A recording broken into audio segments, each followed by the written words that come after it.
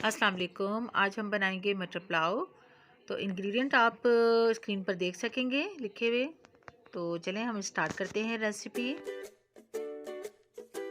1 kilo चावल है और 1 कप तेल डालेंगे। इसमें मैंने नमक डाला है ताकि तेल की छींटे ना उड़े। 1 किलो आलू और 1 किलो मटर भुनाई डाल के भुनाई करेंगे और आधा कप ब्राउन प्याज डालेंगे।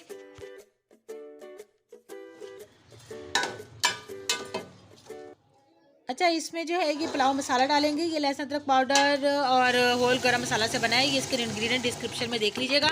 लहसुन अदरक पेस्ट को मैंने हाफ टी स्पून पानी में मिलाकर डाला है। 3 से 4 अदद हरी मिर्चें पीस के डाली हैं। इसमें बहुत अच्छा टेस्ट आएगा इसमें। और 5 प्याली हम इसमें पानी डालेंगे क्योंकि 4 प्याली जो है चावल है।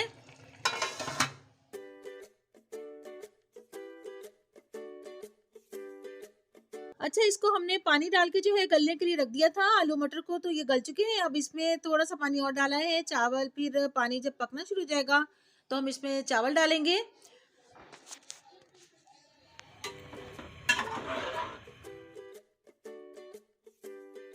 पानी जो है वो चावलों से 1 इंच ज्यादा होना चाहिए, तो इसलिए थोड़ा सा पानी और डाला है मैंने। इसमें हरा धनिया, पुदीना और हरी मिर्च डालेंगे दम देते वक्त, और ब्राउन प्याज। अल्हम्दुलिल्लाह, ये देखिए मटर पुलाव तैयार हैं और चावल के दाने देखें कितने खिले खिले हैं। जी तो व्यूवर्स, आपने इस रेसिपी को ज़रूर ट्राई करना है। मेरे ही अंदाज से मटर पुलाव बना के आप मुझे कमेंट बॉक्स में बताइएगा कि आपकी रेसिपी कैसी बनी और कैसा टेस्ट रहा इसका।